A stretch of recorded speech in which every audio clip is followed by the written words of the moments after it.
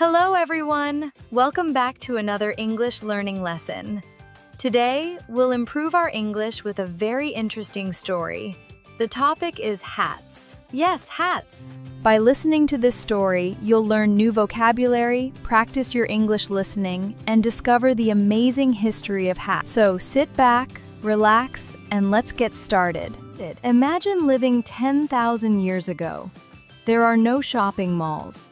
No clothing brands, no online stores, no umbrellas, no sunscreen, nothing to protect you from the blazing sun or freezing winter. If you were going, your head would be exposed to everything nature could throw at you. That's where the earliest hats probably began. They weren't designed to make people look stylish. They were created because people needed protection.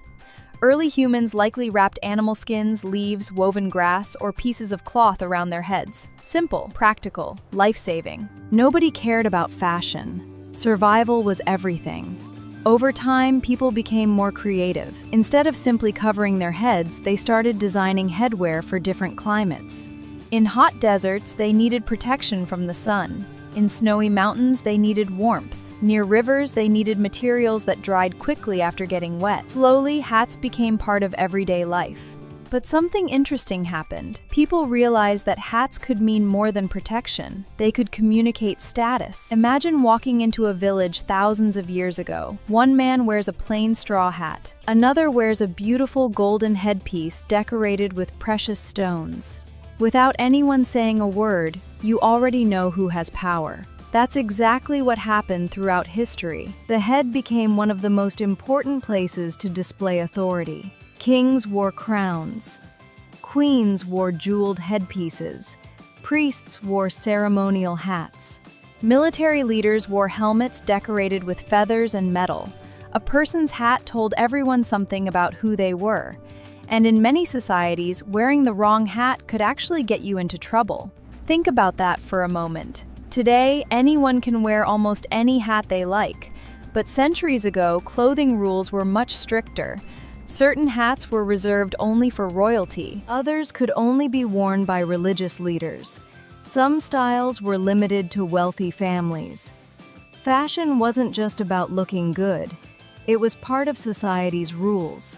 Now let's travel to ancient Egypt. When we think of Egypt, we often imagine giant pyramids, mysterious tombs, and powerful pharaohs. But have you noticed something else? Many Egyptian rulers wore elaborate crowns and headpieces. These weren't random decorations. Every symbol, every color, and every shape had meaning.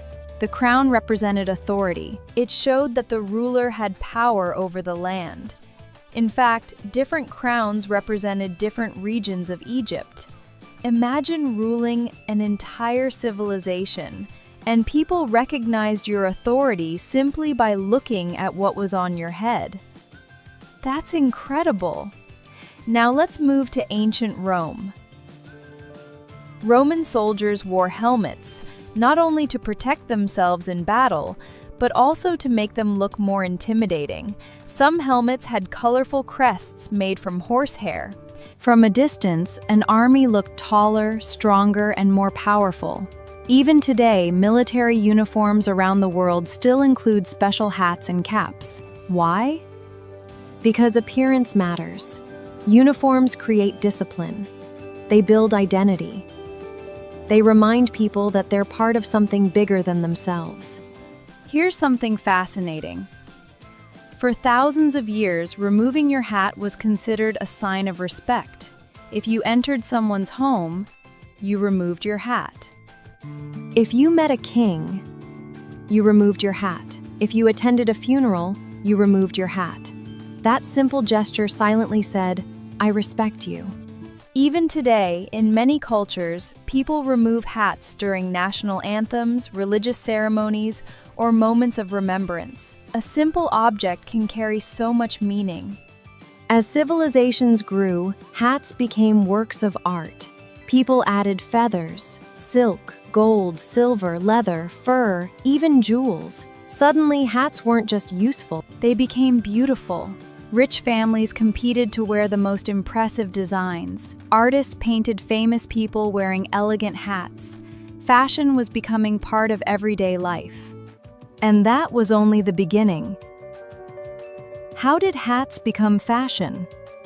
The answer begins in Europe, several hundred years ago.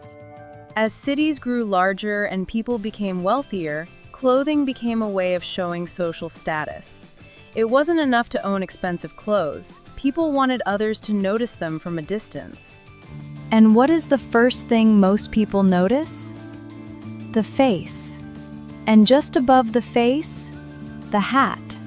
Soon, hat makers became respected craftsmen. Every piece had to be measured, shaped, stitched, and decorated by hand. Some hats took days to make. Others took weeks. Owning a handmade hat was like owning a luxury watch today. Then came one of history's most famous hats, the top hat. Imagine walking down a busy street in London during the 1800s. A gentleman wearing a tall black top hat was often seen as educated, successful, and wealthy. Businessmen wore it, politicians wore it, even famous magicians adopted it. When someone pulled a rabbit out of a hat, guess which hat it usually was? A top hat. Now let's travel west, to America. When you hear the word cowboy, what comes to your mind? Probably a wide-brimmed cowboy hat. The wide brim protected cowboys from the hot desert sun and kept rain off their faces.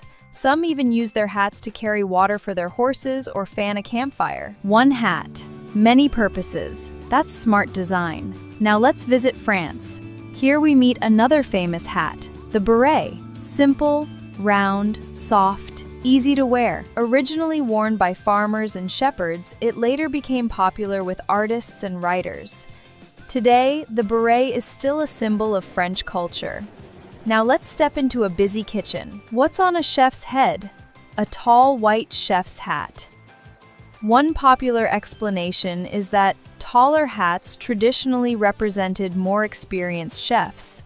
Whether that's always true or not, the chef's hat became a symbol of professionalism.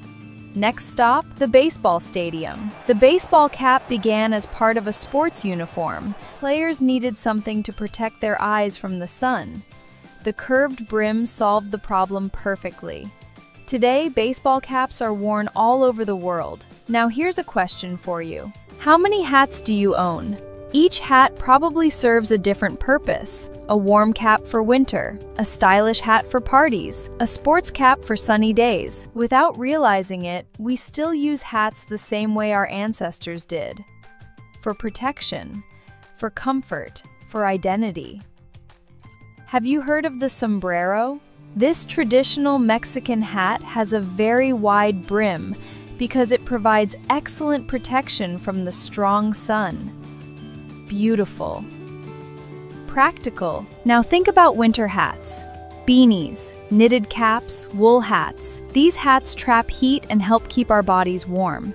Some people collect hats the way others collect stamps or coins. Some museums even display famous hats worn by kings, presidents. Many celebrities are remembered because of their hats. Sometimes the hat becomes part of their identity. Today, hats continue to evolve. Athletes wear lightweight caps. Construction workers wear hard hats. Cyclists wear helmets. Astronauts wear space helmets. Different jobs, different hats. But one purpose remains the same: to protect the person wearing them. Thousands of years have passed. Technology has changed, yet hats remain part of everyday life. They've simply adapted to the modern world.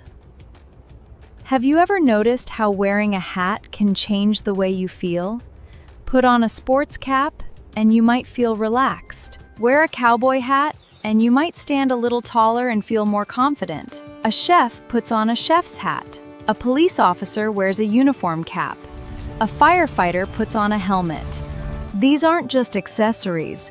They signal that it's time to do a specific job. Psychologists say clothing can influence our mindset. A hat is a perfect example. Now let's look at hats in movies. Can you imagine a pirate without a pirate hat? Or a wizard without a pointed hat? Or a detective without a fedora? A hat can tell us a lot about a character before they even speak. That's the power of storytelling. Around the world, Many traditional hats are also symbols of culture and identity. A hat can show where a person comes from, their profession, or a special celebrations. Now, the next time you see a hat, ask yourself, where did this design come from? Who first wore it? Why was it created? You might discover that even the simplest hat has an amazing story. Before we finish, remember this. History isn't only found in museums or old books. Sometimes, it's sitting quietly in your own home. The next time you put on a hat, remember that it's more than just an accessory. It's a piece of history that has traveled through thousands of years.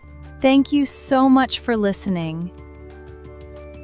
I hope you enjoyed this journey through the amazing story of hats. Until next time, stay curious, keep learning English. Every ordinary object has an extraordinary history. Goodbye!